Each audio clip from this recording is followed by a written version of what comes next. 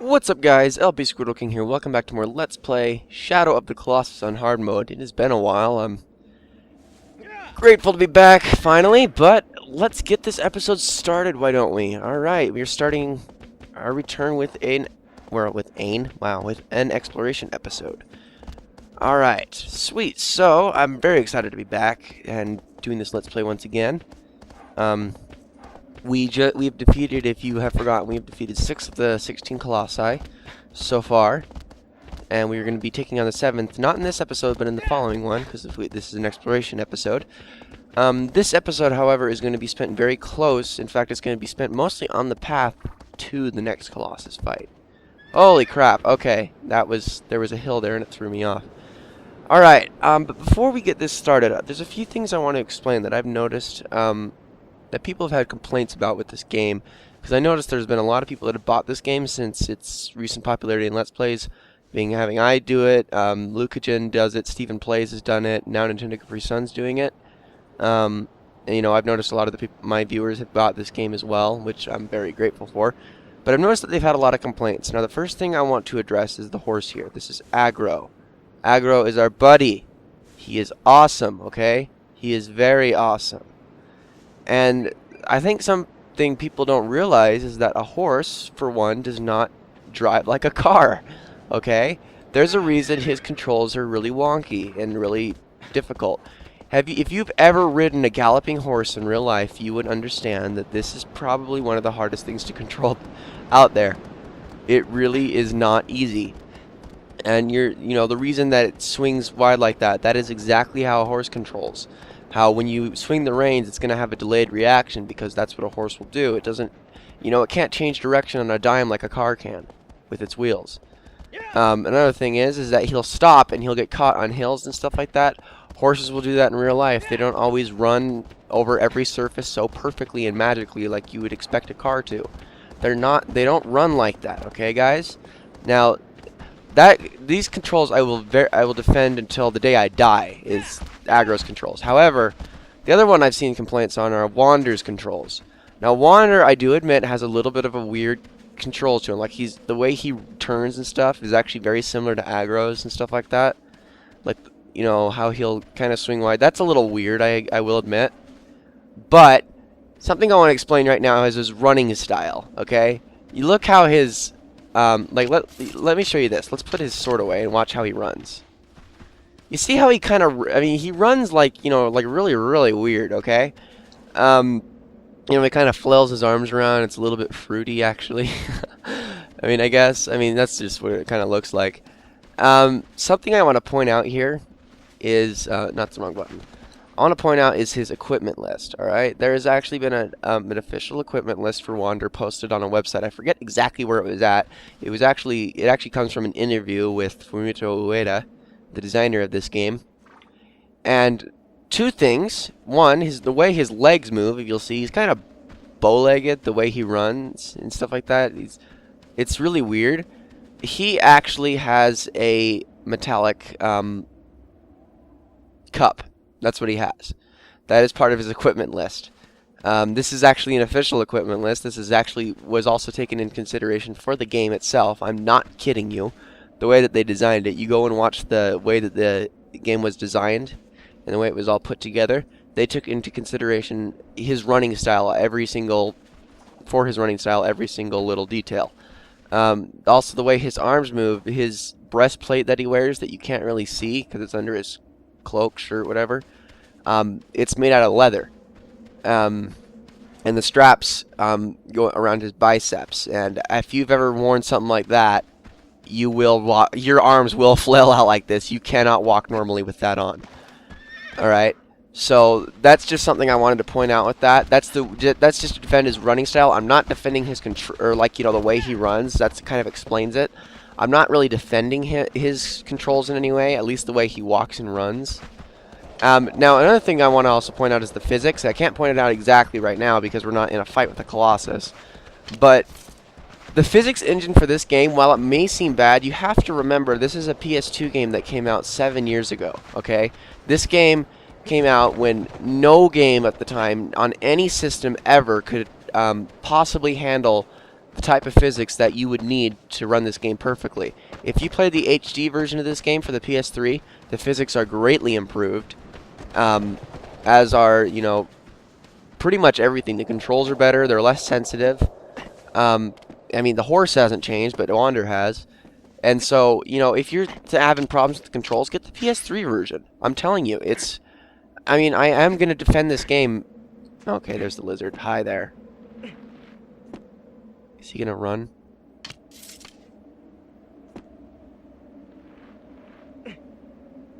You know what? I'm going to do this. Where is he? Is he still there? He's not. Okay. Oh! Shoot. Okay. Don't go up, don't go up, don't go up. Oh, there he is. Oh, he's kind of stuck. Did I get him? I think I shot his tail off, and I didn't kill him, though. I think that was a good shot. But, yeah, anyways, if you're having trouble with the controls, just try out the PS3 version sometime. You don't necessarily have to buy it, even if you don't have a PS3. I would recommend, you know, waiting on it or trying to save up for it, because really that's kind of the better alternative for those who really just can't handle the controls in this game. And in all honesty, the controls aren't that bad. They are a little bit played up, and they do take a lot of getting used to, but once you've gotten the hang of it, it's very, very, very easy, in all honesty. And I can't make it to the horse, but that's okay, because he's not superhuman and can't jump 50 feet. Alright.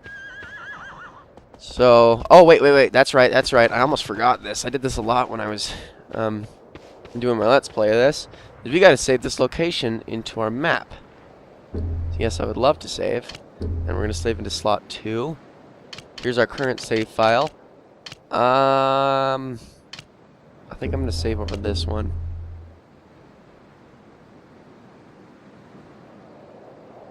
Because that was, I actually, believe it or not, I actually had this entire game recorded beforehand, but this particular episode that you're watching right now, as well as like 2 others, had been corrupted.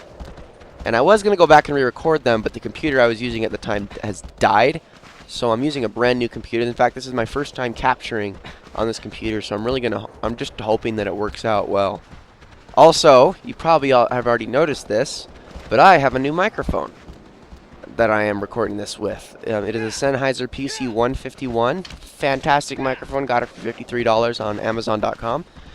And I haven't, you know, I'm just getting started with it. This is my first video I've ever recorded with it, so I'm working out the bugs, but I've got noise removal down, I've got all that, and it should sound infinitely better than my Logitech did.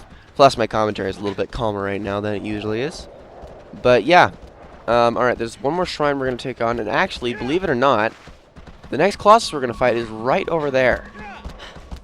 So, yeah, he's just over this way. We're going to be taking him on very soon. We're very close to him. In fact, we're closer to him than we are any other Colossus in this game.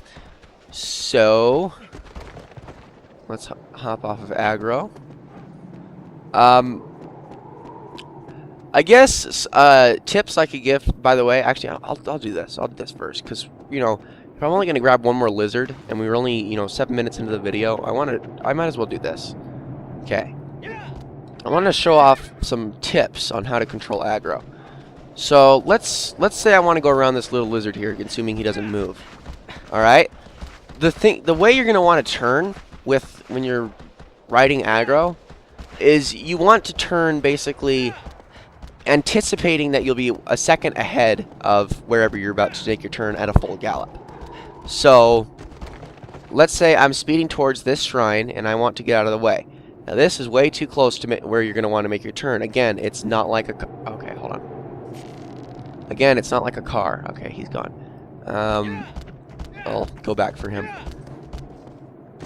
When you're actually going to want to turn would be about... I'll show you.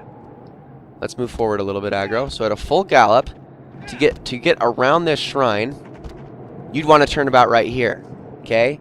Start your turn. Then you will barely miss it. You have to be able to anticipate these kinds of things, because it's just like riding a horse in real life.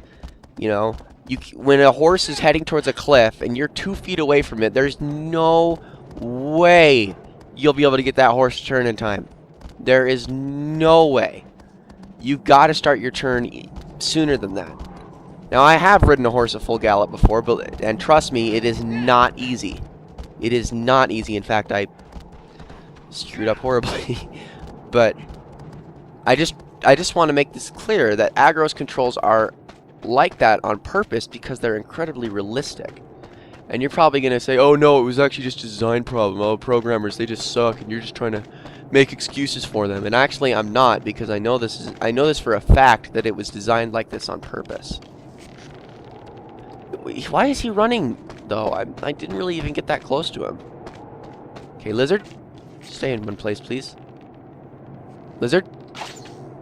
Okay, crap.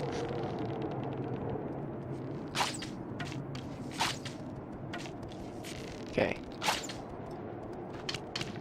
Hurry, hurry, hurry, hurry. Oh, I missed him. Jerk. Alright. But yeah, his also, I guess another thing, I will probably explain this in the next fight. Actually, the next fight is not a very good fight to explain this in.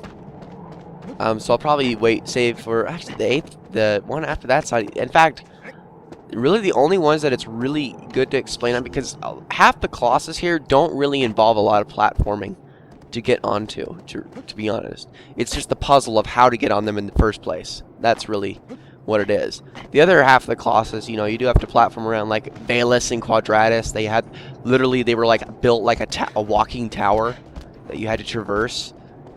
But some of these Colossus, like this next one we're about to fight, he doesn't involve any jumping, I mean, he involves a little bit of hanging on, but he doesn't involve any movement while you're hanging on, no awkward jumps you have to make, none of that.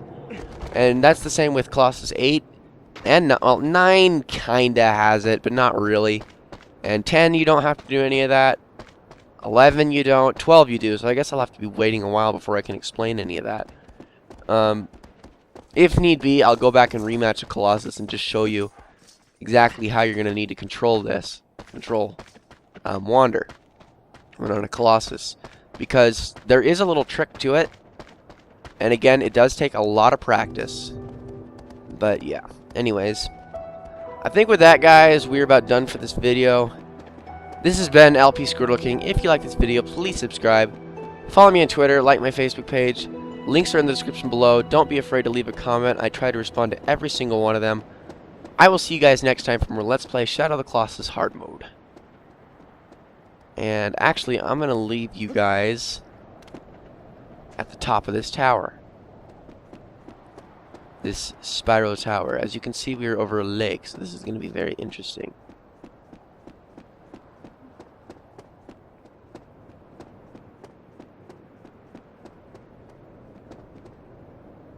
See you guys next time.